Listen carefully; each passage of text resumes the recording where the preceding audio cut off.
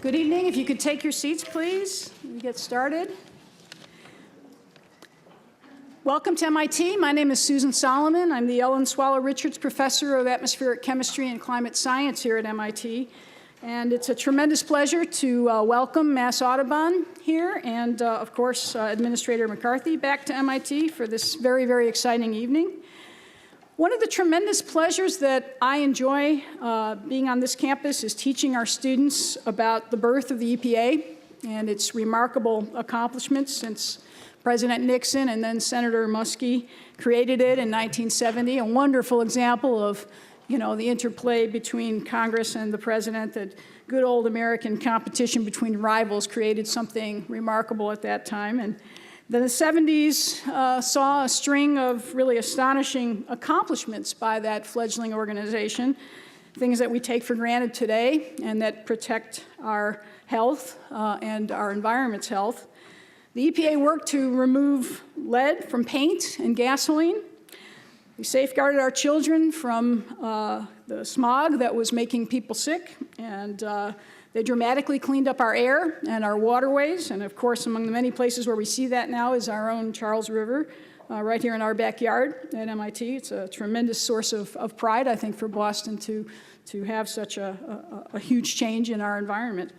So students today are absolutely amazed when they learn about the tremendous accomplishments of the EPA, and knowing about that past gives them, I think, a new perspective on environmental problems.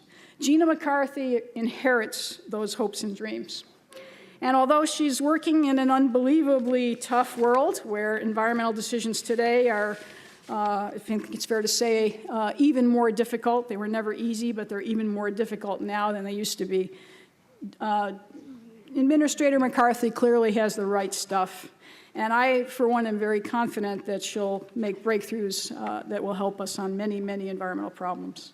I want to say just a few more words about how pleased we are at MIT to have Mass Audubon here, and particularly in the area of climate change, which is my own research. I want to extend my heartfelt thanks to you, to all of you, not just for being who you are, but also for all the ways in which you actively work as citizen scientists to provide what I would call tangible and important data, real data, on climate vulnerability, adaptation, and climate change. It's the documentation of changes in species that has been really one of the critical bellwethers in our world of how climate is changing, what species are vulnerable, and what a magnificent gift to science and to the world the society provides, both in Massachusetts and nationally.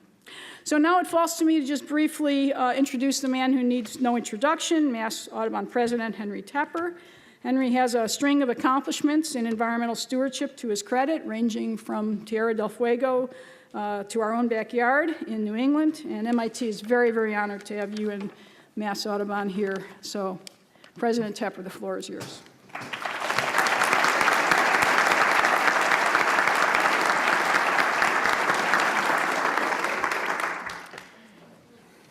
Thank you for your kind words, Professor Solomon, and good evening, everyone. I am so pleased that you've started your weekend by joining us at Mass Audubon's 118th annual meeting. We're particularly grateful to the Massachusetts Institute of Technology for hosting our meeting here. MIT and Mass Audubon have a long and strong relationship for many years, and we look forward to pursuing a range of innovative new partnerships in the future. This is an exciting and special occasion for us because we're welcoming Gina McCarthy, the highest-ranking environmental official in the United States and a local hero, who will be delivering the keynote in a few moments. I can't help but remark that both Professor Solomon, a renowned MIT climate scientist, and EPA Administrator McCarthy are both extraordinarily accomplished women, global leaders working tirelessly to create a healthier planet for all living things. Indeed, Mass Audubon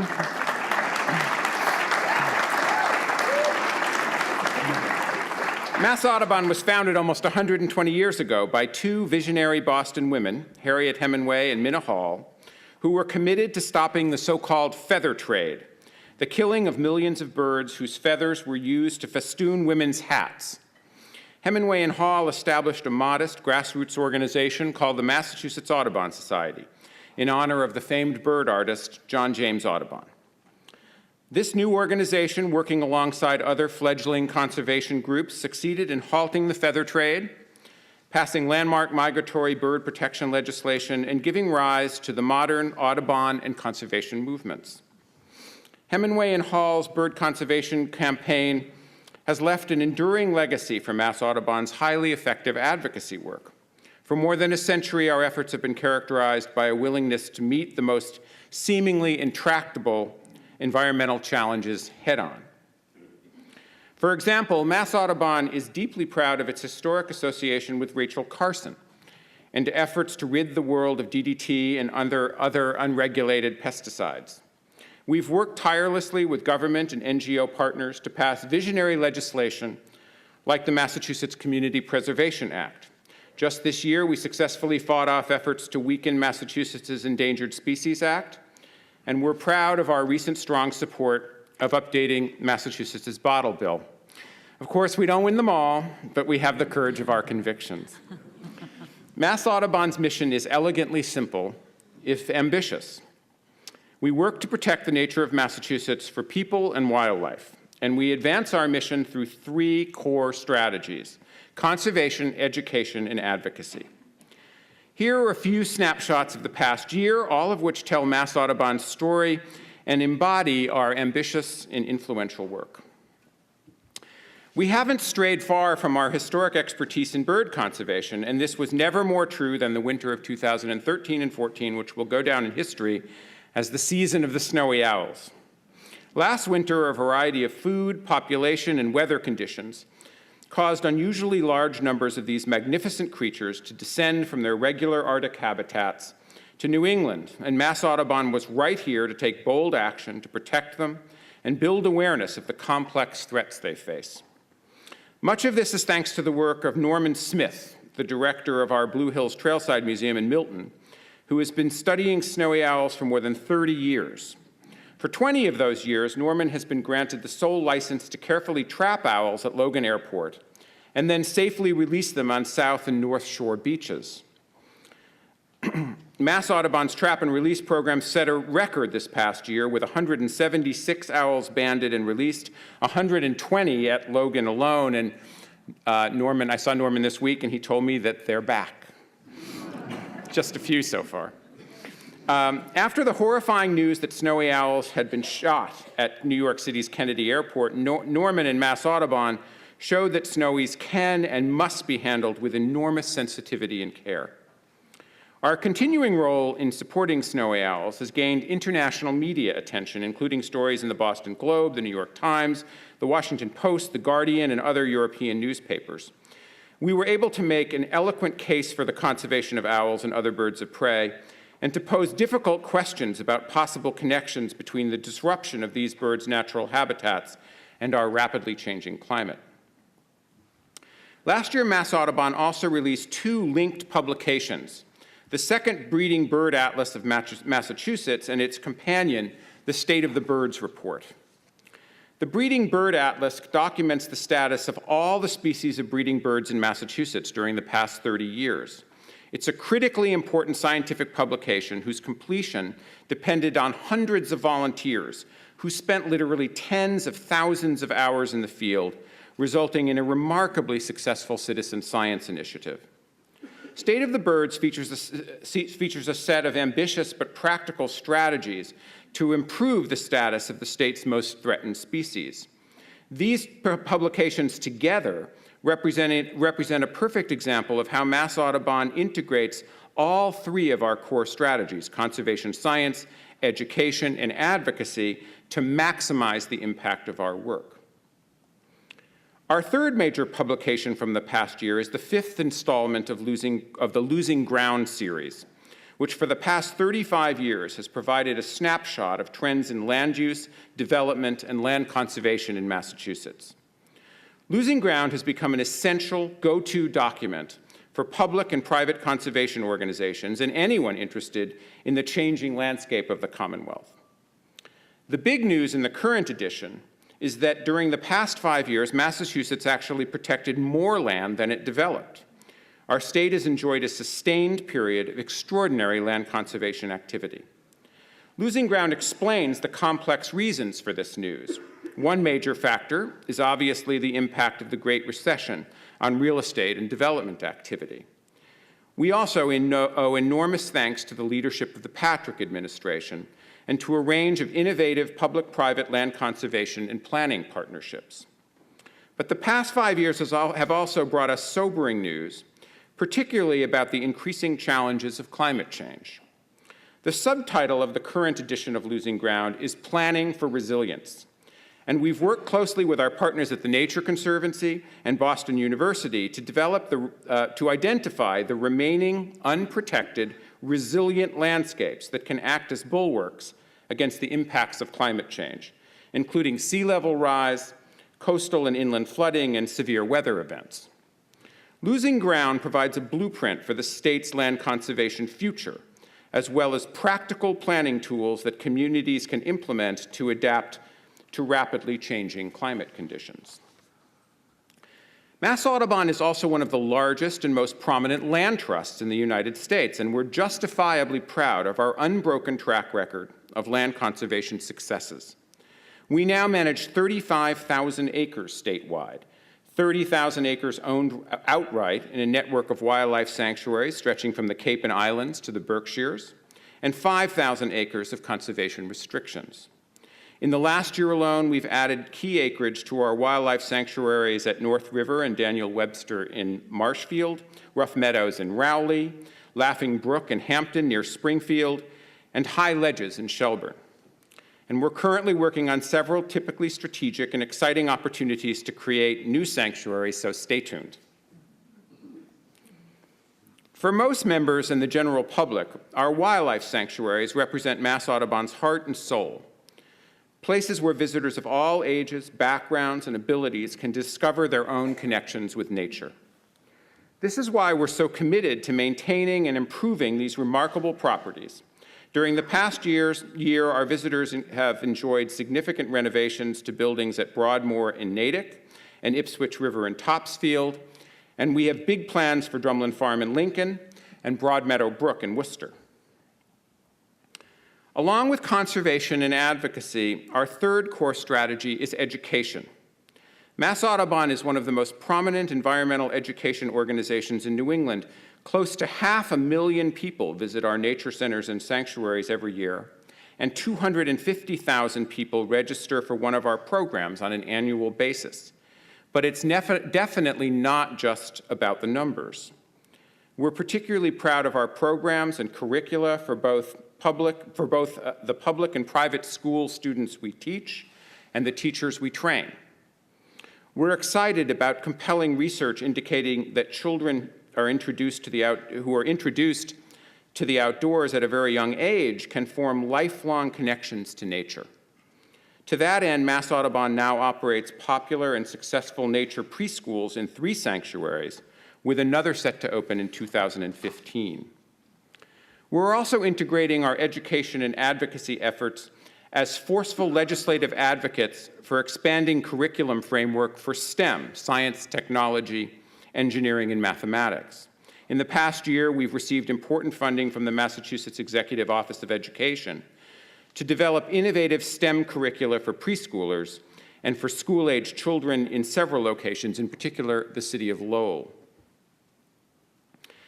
As we look forward to hearing EPA Administrator McCarthy's keynote remarks, I want to conclude by telling you how excited we are about Mass Audubon's 4-part climate change program, which we believe is uniquely suited to an organization of Mass Audubon's size, reach, and focus. First, we've modified our advocacy program to play a leadership role on key local, state, and even national climate change legislation, including Massachusetts' landmark Global Warming Solutions Act. More immediately, we're demanding a fuller and more transparent review of a proposed natural gas pipeline that would cross the boundaries of 2 of our wildlife sanctuaries and impact rare and vulnerable habitats from the Berkshires to the Merrimack Valley. Second, we're revising our education programs throughout our sanctuaries and in the hundreds of public and private schools where we work to develop what we call a climate literacy curriculum. We're also advocating strongly for climate literacy to be included in statewide curriculum frameworks. Third, we're revising both our statewide land conservation plans and our ecological management plans at our sanctuaries to ensure that everything we manage can become resilient to the impacts of climate change. Fourth, we're leading by example. A decade ago, Mass Audubon made a pledge to reduce our carbon footprint by 50% by 2015, and we've already met and exceeded that goal.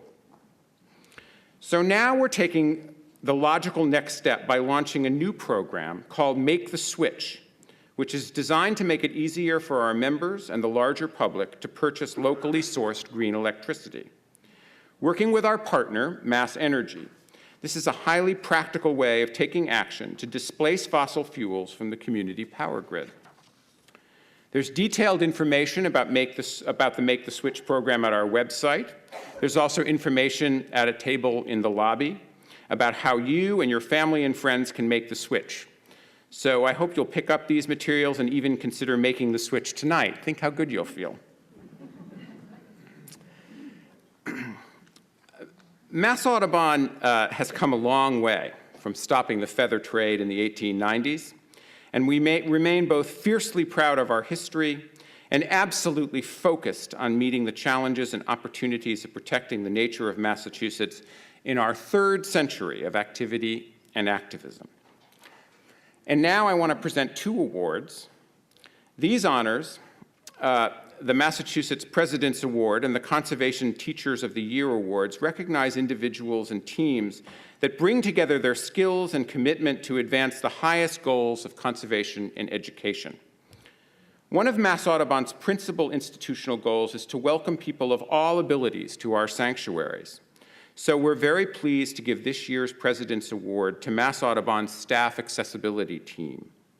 This interdisciplinary team has worked to make our sanctuaries universally accessible by creating a network of what we call universal nature trails and by producing interpretive materials that greatly enhance the experience of visitors of all abilities who use these trails.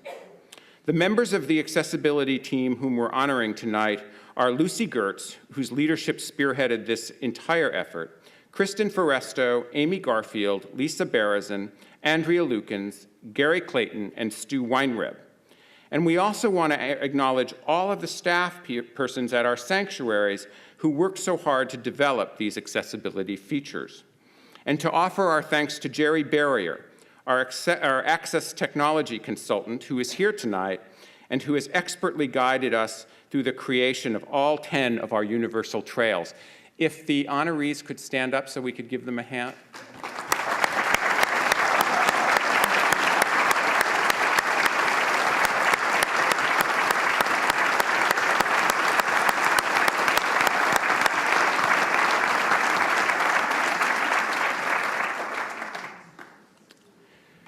Together with the New England Farm and Garden Association, we're also honoring our Conservation Teachers of the Year, who are making outstanding contributions to conservation and environmental education.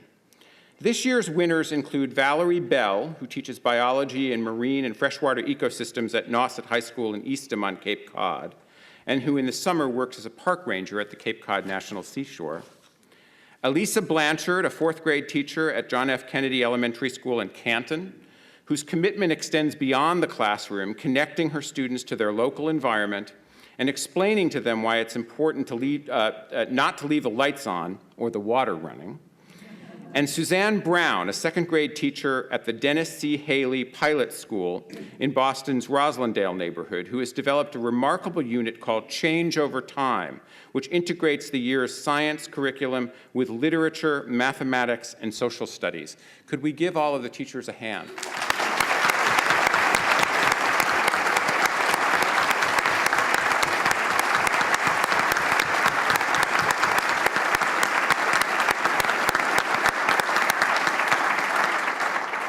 Again, I'd like to thank all of you for coming this evening and for bearing with me as I've attempted to capture the excitement and pride we feel about Mass Audubon's commitment to the Commonwealth of Massachusetts and beyond. Now I'd like to introduce Jared Chase, the incredibly hardworking and effective chairman of Mass Audubon's Board of Directors, who will introduce our keynote speaker. Thank you.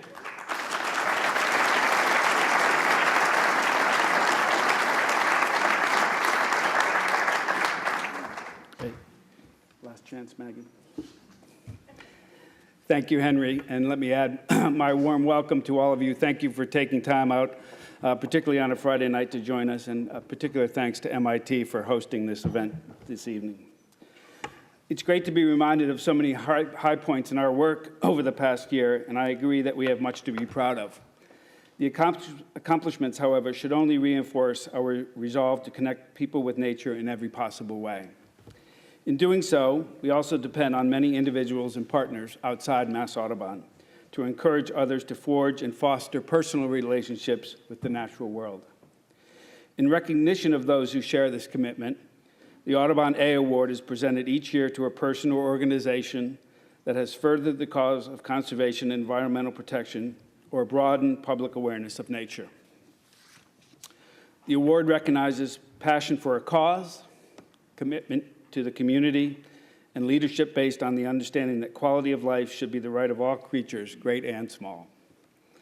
Past honorees have included the late Senator Ted Kennedy, Congressman Silvio Conte, current Secretary of State and former Senator John Kerry, the late and great Boston Mayor Tom Menino, and last year Governor Deval Patrick.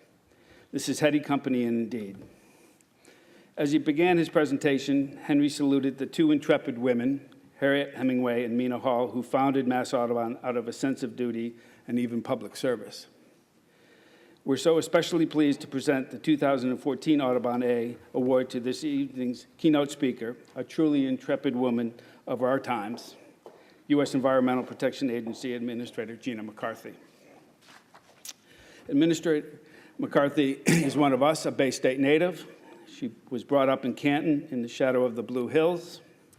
Before her current position in charge of the Environmental Protection Agency, Gina was Assistant EPA Administrator.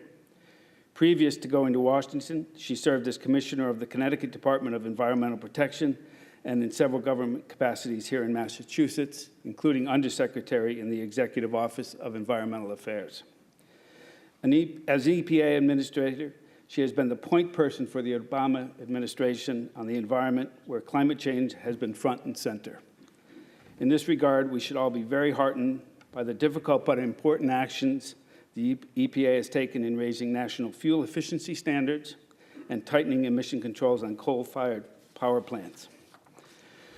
Taking such tough stands shows how Gina McCarthy continues to walk the talk ever since her days as the young health agent for the town of Canton. So please join me in welcoming the newest winner of the Audubon A Award, EPA Administrator Gina McCarthy.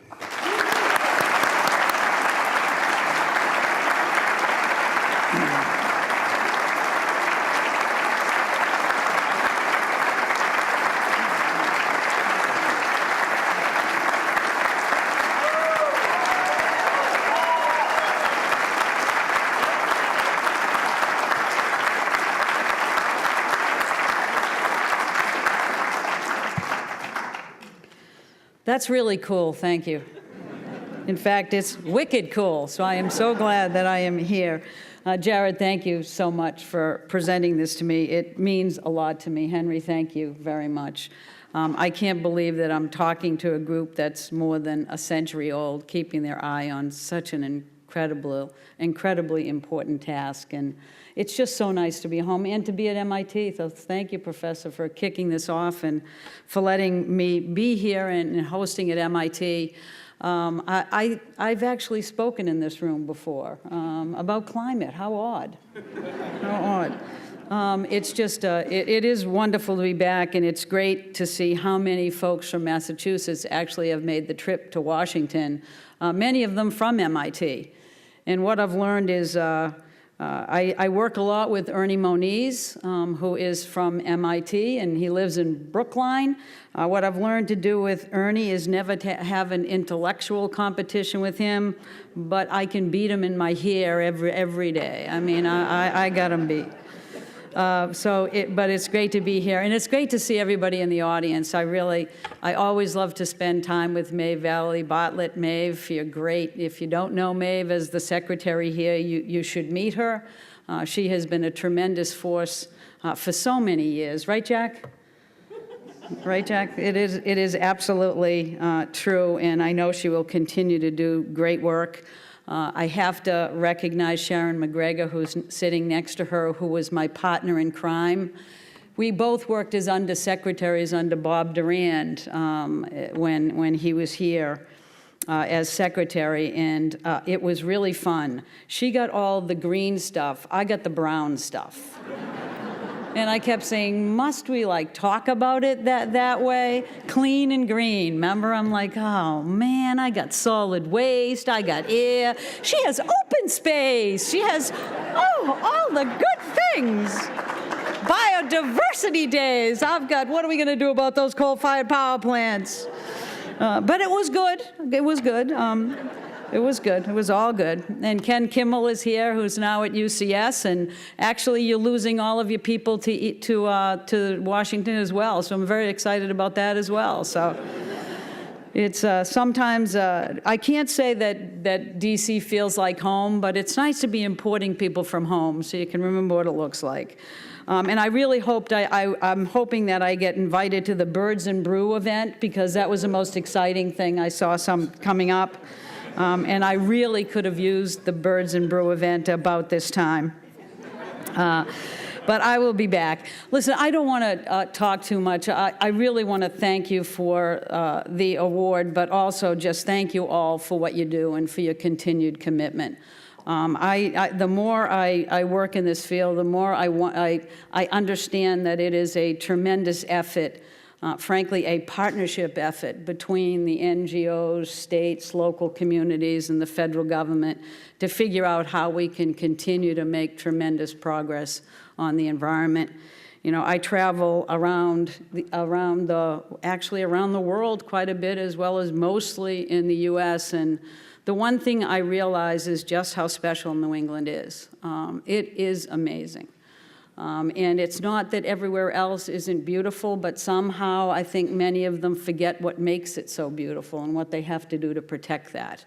But it's never far from your minds, and I want to thank you for that. And I want you to help me make the case as to why that's what everybody ought to be thinking about, is what makes life so special. What are we here for, and what are we doing? And who do we work for? I know that who I work for every day is my daughter Maggie McCary, her older brother Daniel, and her younger sister Julie. That's who I work for. Now, you may think I work for the president, and he's a nice person. So don't tell him I said I don't work for him. I do. But I think that's why it's just so incredibly special to be home again, and to be able to celebrate with people who have the same values that I do. And frankly, I will tell you, people across the United States share that value. It's being able to organize about it. It's being able to understand how to rally around these issues in a way that they feel like their voice can be heard. So my job is to remind people of what it used to look like in the Charles River and how we now have an A-. That's because of collaborative efforts, right? It's about remembering that when I talked to Mayor Menino last, I saw him in the White House when the Red Sox had won the World Series and they came to get their trophy. It was really fun. It was a great event.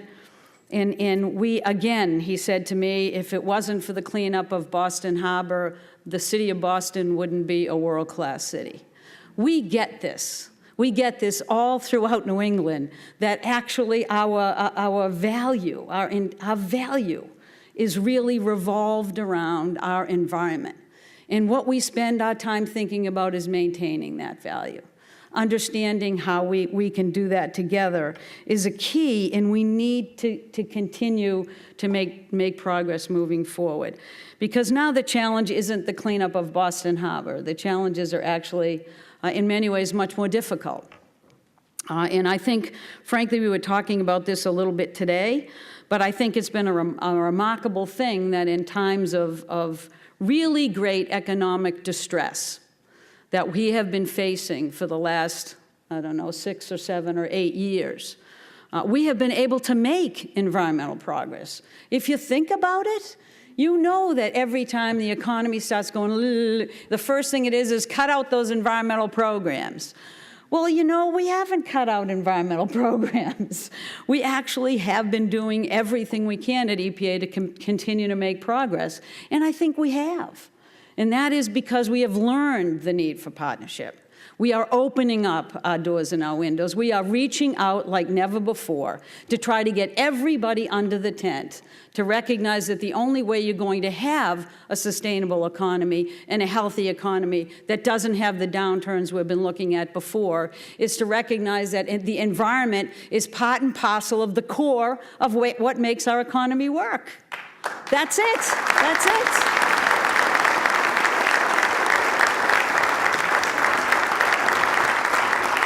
In New England, we know that we're not the drag on the economy, we're the engine. You know, that's what we have to keep thinking about and remind ourselves. So please do not worry that something has happened this week that is going to change the success of EPA. It isn't.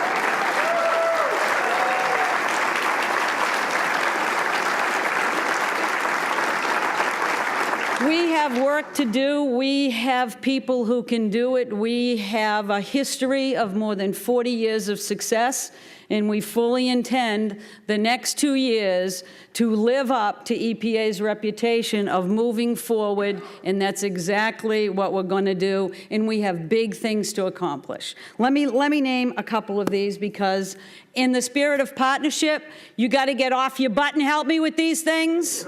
These are lifts, and we've got to do them together. And you already have, and you always do, but you have to help get more people under the tent. Because I don't just travel around the world to see what's happening. I travel around the world to tell them about what we've accomplished, what it has meant for this country, what it has meant for public health, protection of natural resources. I remind them of the successes we have had in reducing 70% of the air pollution while the GDP tripled. That's no coincidence. That's because of smart regulation. That's because of science. That's because of research. That's because of driving new technologies. That's what environmental protection is about. And that's because of engagement. So here's the things we need to do. Now, as a reminding people of that, I'm also telling them the job has really just begun, because the challenges are bigger than ever, but we need to step up to those challenges just as we have before and use the same kind of creativity and ingenuity to challenge the economy to respond correctly, which is let's get the technologies out there that actually drive a sustainable, low-carbon future, which is what we all need. So let me talk first about water, only because I think you care about it. I've heard it a few times. I'm suggesting that this is good for everything we all care about. Let me talk a few things about clean water. First of all, let's talk about protections. I think you people take way too for granted the protections in Massachusetts, thinking they're everywhere. I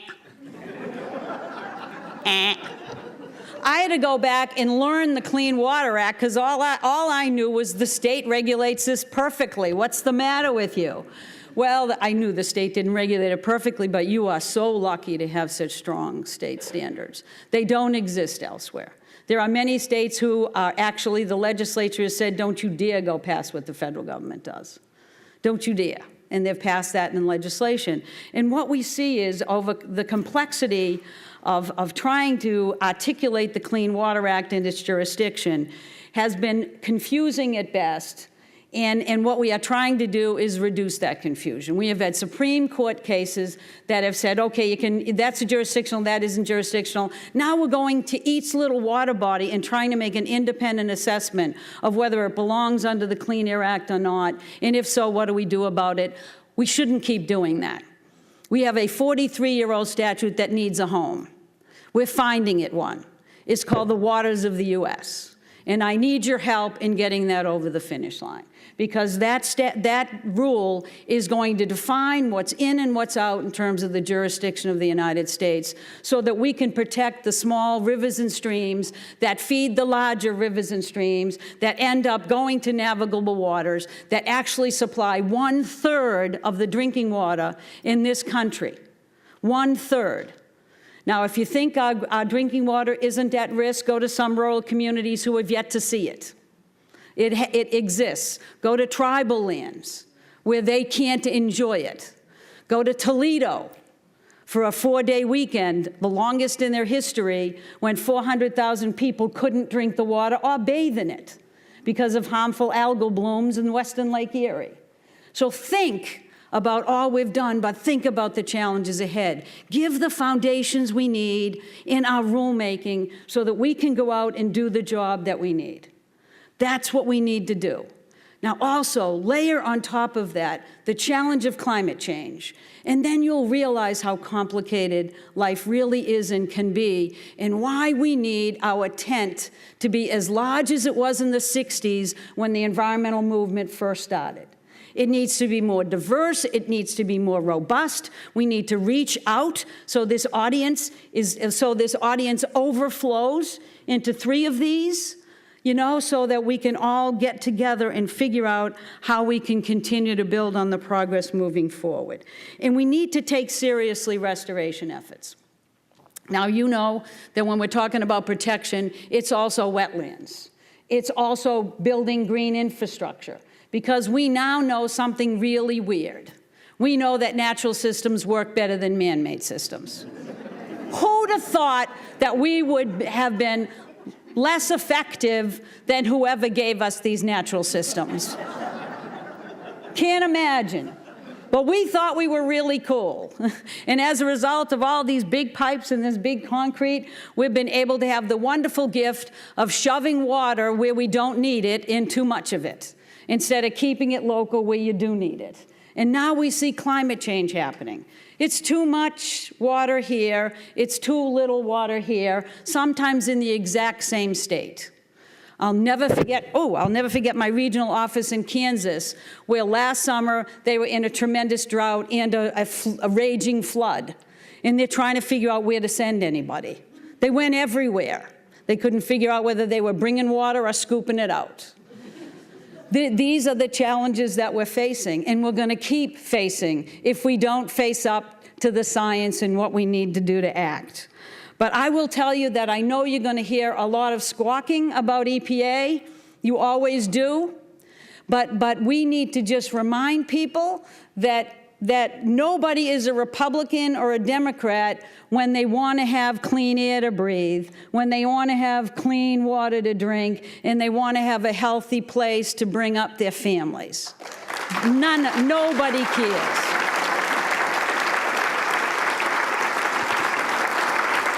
So that challenge won't make a darn bit of difference, because the people in the United States still care about the same things they have always cared about. They care about their children growing up healthy, and they care about their communities. They care about acting together like that. They care about a democratic process where they have a voice, where we're not afraid to talk about what health standards we should be shooting for, knowing that the actions we're going to take are going to be reasonable and deliberate and make the kind of progress that we have always made. Now, I could not be more proud, frankly, of the work that we have done to try to understand how we move forward on our restoration efforts more effectively than we have in the past. We have a lot of Superfund sites out there.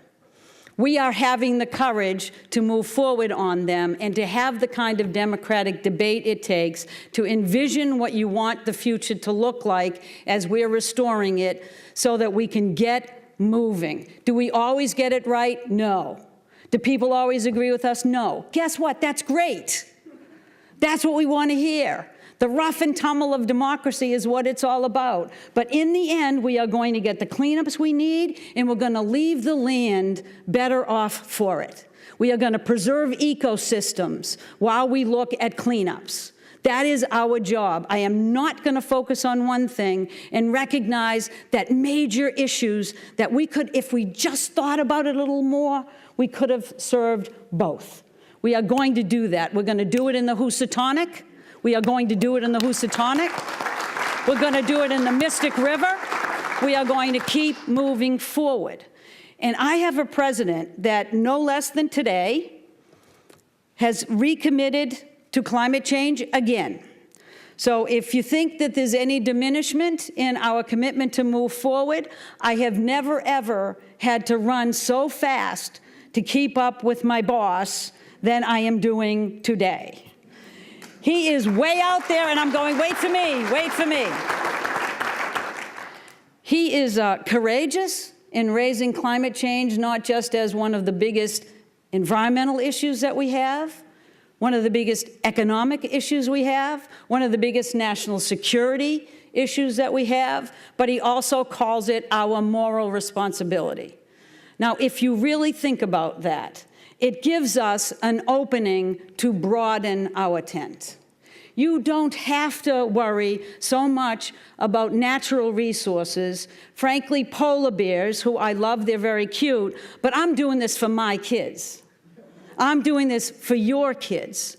I'm doing us recognizing that all the work you've done at Audubon is to protect the things that make life wonderful. The birds and the bees and the bunnies and the open space. You are there to tell people that we have to work together to protect it all. That is the challenge of climate change. And I can't believe that we actually have a president who sent his Treasury Secretary out to talk about the economics of climate change, right? Who sent the Secretary of Defense out there to say, this is the biggest national security challenge that we face is the challenge of climate change. This isn't just me, folks. This is a cross-administration effort to say, wake up, and it's made a difference. And because we have the authority working hard, I will say Mass versus EPA, thank you. Matt, thank you. We are working hard. We have laid the foundation to regulate carbon pollution under the Clean Air Act. We have done that. We have succeeded 3 times when challenged to the Supreme Court. The president is out in front saying this is real, it's time to take action. We have science documents that tell us we are no longer projecting the impacts of climate. We are simply tallying them and counting up the cost. This is where we are today. And as a result, no matter what happened this week, I know that twice as many people today as when the president stood up at Georgetown know that climate change is happening, that it's attributable to man-made emissions, and that we have to take action. And 60 to 70% of the people polled say move forward on those actions, including the carbon pollution standard. This is where we are today. That did not go through the filter of what Washington, D.C. thinks. It went from the filter of the President of the United States speaking to the people of the United States. That's the leadership we need on this issue. And I will close by saying I had a wonderful time. I won't close on this. I'm going to give you a couple of other points.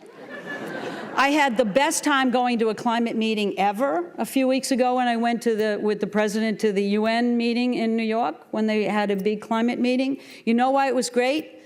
Because there were no talking heads. It was all business people saying, it's about time, folks. What's the matter with you people? I have never seen anything like it.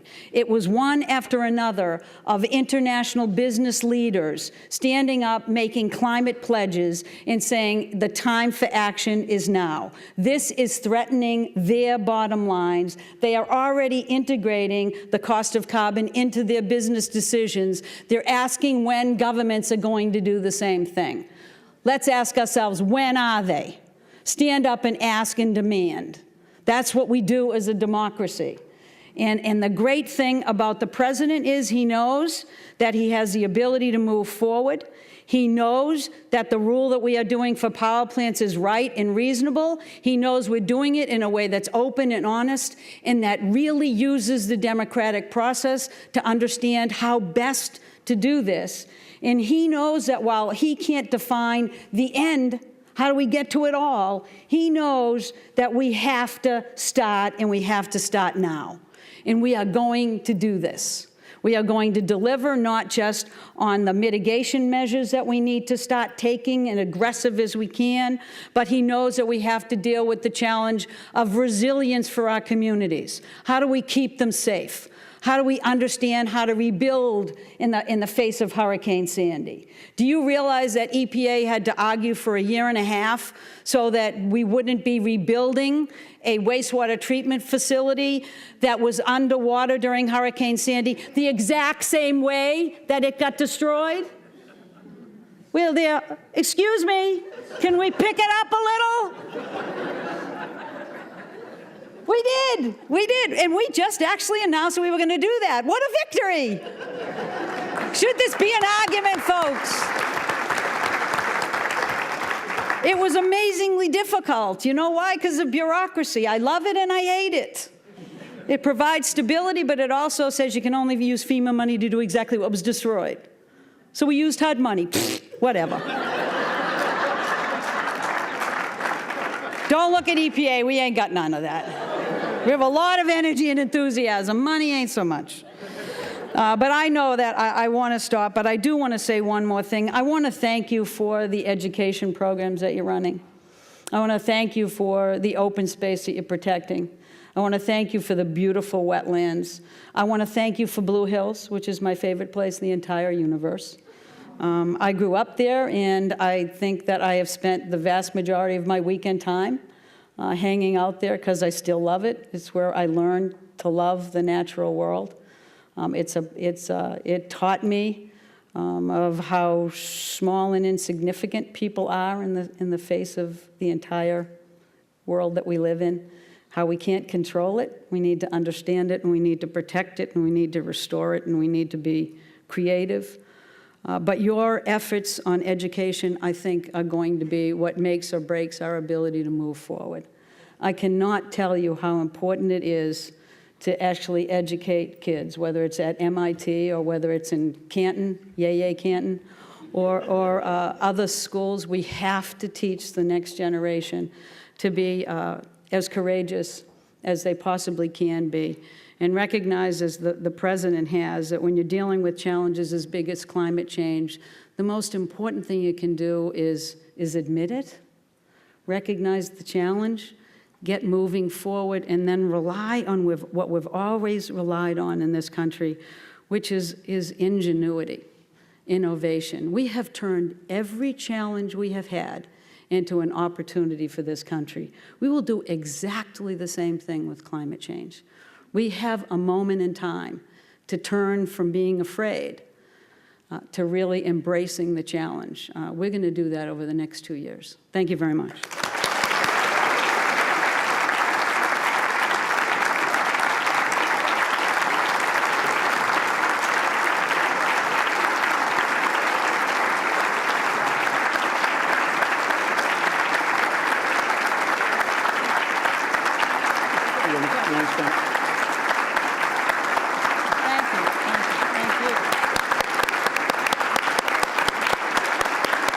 Stop clapping.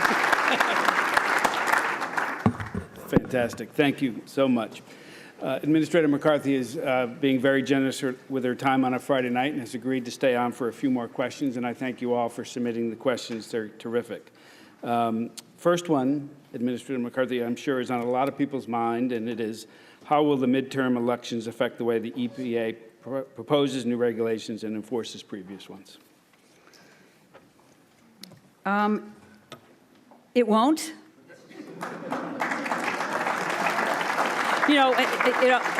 I know this is going to come up time and again, but, I think, you probably, if you've seen what has been happening, even the 5 years that I've been there, I've become pretty much a frequent flyer at Hill hearings.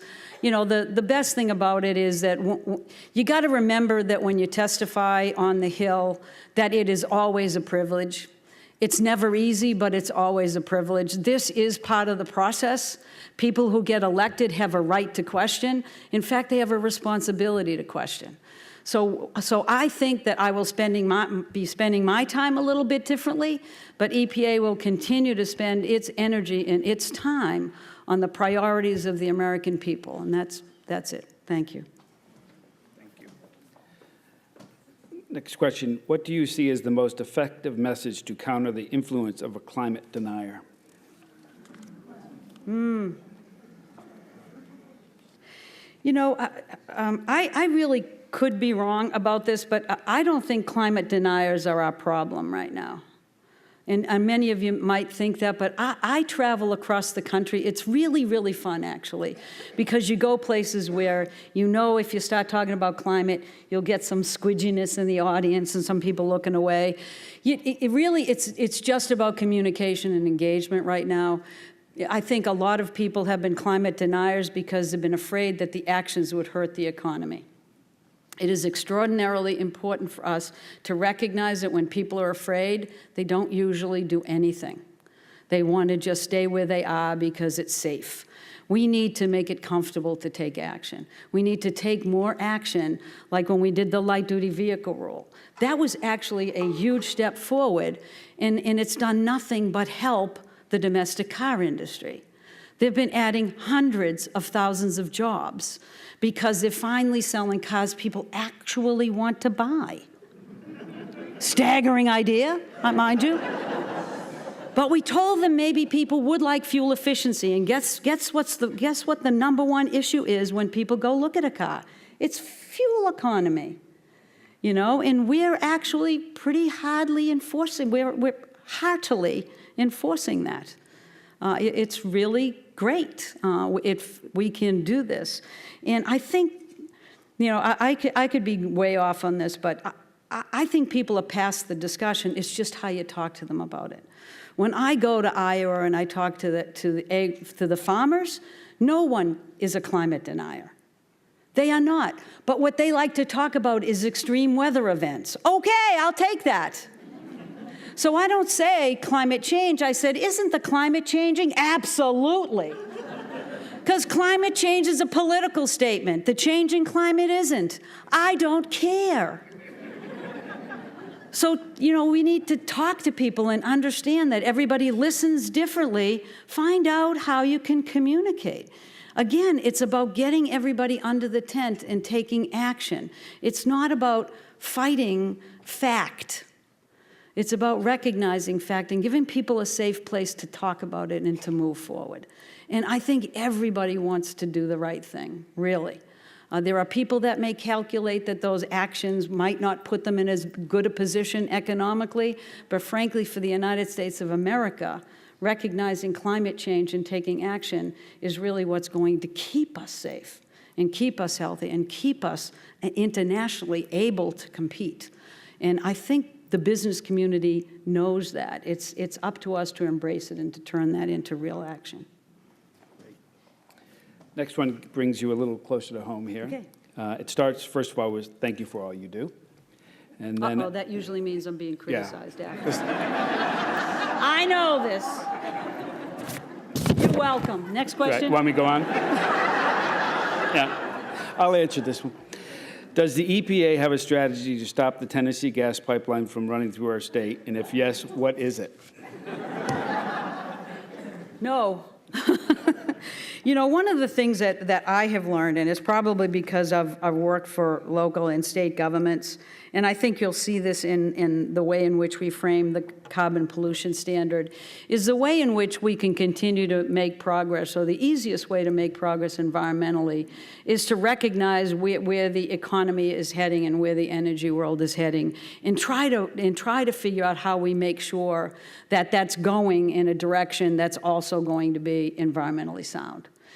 When we run against that tide, which we sometimes do, it's more difficult.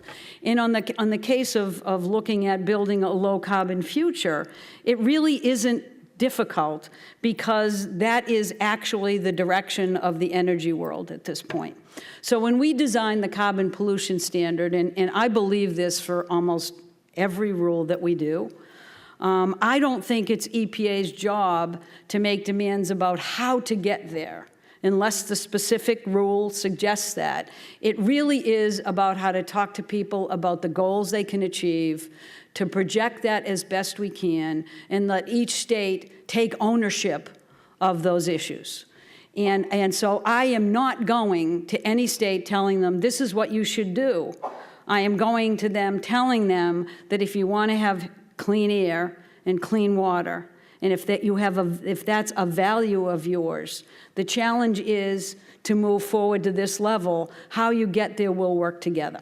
And so I am not going to articulate, even though I'm in Massachusetts and I'd love to be able to have that luxury because I know everything.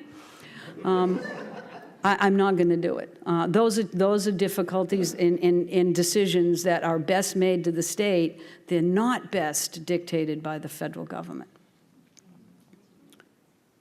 My opinion only. Two more. Yep.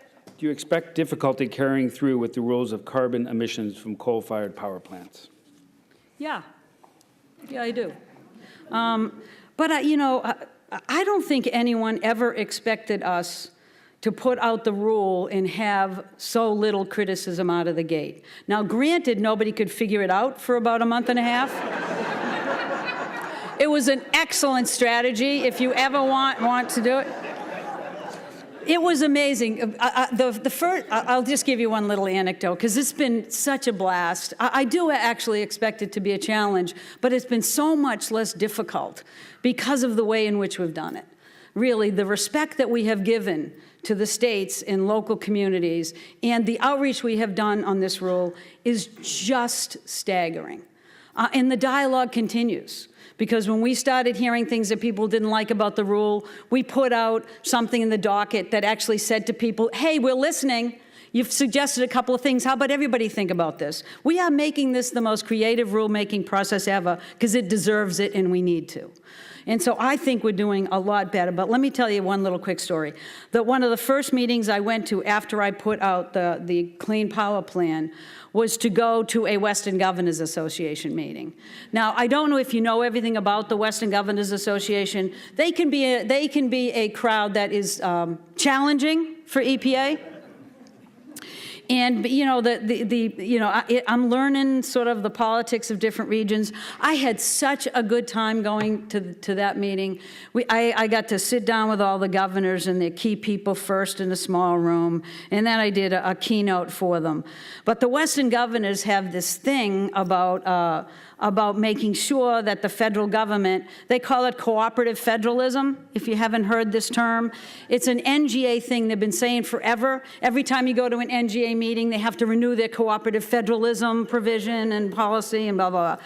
And what it means is that we want to make sure that the feds stay in Washington and we get to do our thing. But I went to them and I said this, because this is actually how the Clean Power Plan works. I said to them, we have put out a rule that does not tell any state what to do, but instead uses science and uses really the best judgment we can on what each state can do based on what their own energy mix is and the things that they have been doing. And I said to them, you could not have a rule that was better reflective of cooperative federalism in its best sense. And so I joke, but they're right.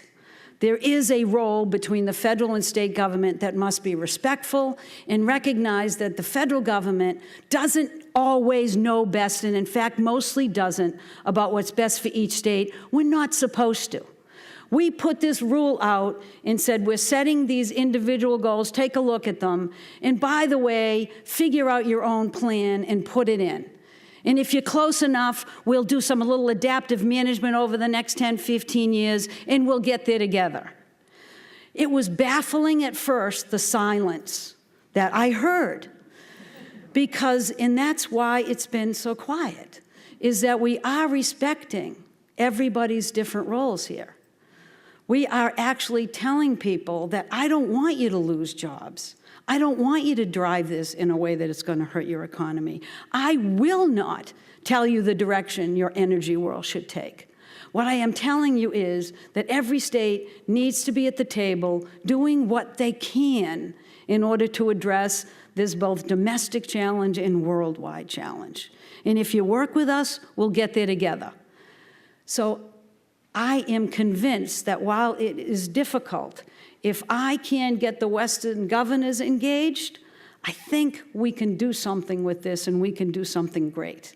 And we are not giving up this dialogue until the pen is in my hand and signing that final rule. And I can't wait for that moment to happen. Thank you.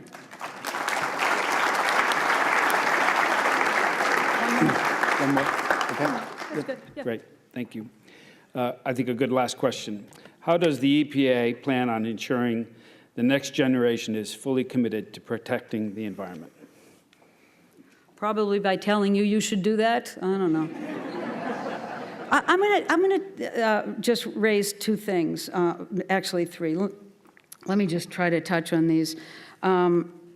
First of all, I think that just this general environmental education is incredibly important because with kids in the house, so often we need to get them outdoors and see the miracles that we saw every day we went outside as kids. But I also will mention two things. One is that EPA is not a wealthy agency, and we try to make do with what we have and be as creative as we can. But one of the things that I have done over the past year and a half, and there's been contention around this, is I have reduced the workforce at EPA.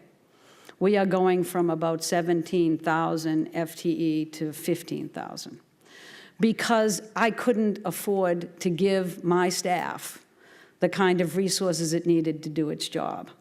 So we've decided to look a little bit differently about how we do our job and to get it done in a way that I can fully train people, I can let them travel to places they need to be, and I can develop a support system that they deserve to have. And while that's been difficult, what it also has allowed us to do is to hire people into EPA that are just out of school, that are looking for jobs, starting their career, that bring new energy to the table. And frankly, this isn't at any particular age level, but just new people into the agency that breathe life into it again. Now, EPA is a mission-driven place filled with wonderful people, but I need diversity in my agency. I need more people to reach out to. I need to look like the people I'm serving, right? And I think that the environmental movement needs to realize that if you don't have diversity in your tent, then you're not going to be keeping up with the reflection of this country, and you're not going to have the ability to reach the people that you need. And that's it. That's it. So I'm doing it at EPA. I am doing it outside. You will not find anybody that does more meetings with Hispanic communities, with African American communities. Go to environmental justice community. Go to the tribes. Look at where the major focus areas is, where the greatest need are, and you've got to support those areas. It's not just big things, but it's the little things that you need to do to communities who need it most. And if we do that, we will do really well at continuing to reinvigorate ourselves and to feel good about what we do and to make the tent so big that there's hardly anybody outside it. I remember when that was the case, and I refuse to think that we can't make that case again. In fact, we didn't even know what we were doing in the 60s. Well, maybe we did, but it was outrageous.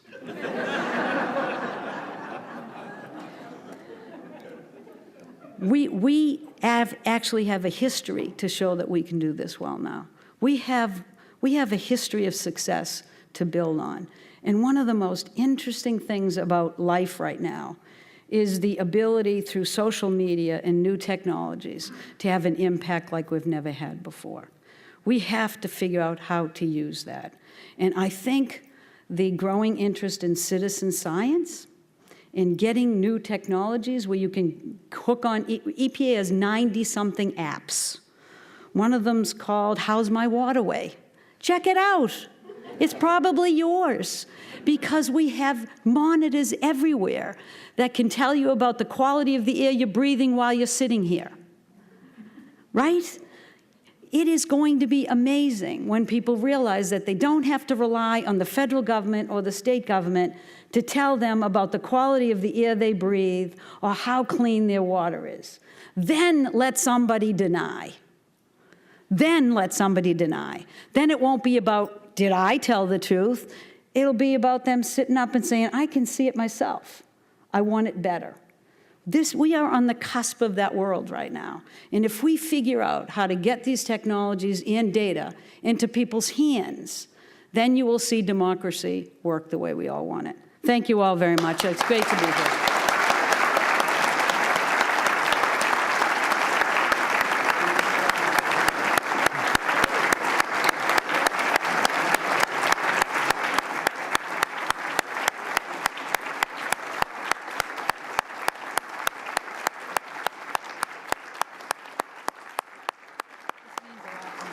Thank you so much. Thank you, Administrator McCarthy. I just have to say, I think this is a room full of inspired and motivated people, and I don't know about you, but I'm even more inspired and motivated after the Administrator's remarks. Thank you very much for coming. I also want to just single out one person, and that's Paul Paravano, who is the Director of Government Relations here at MIT. He's down in the front row. He did an extraordinary job, was incredibly welcoming to us and to enable us to have this happen. Thank you all, and make the switch.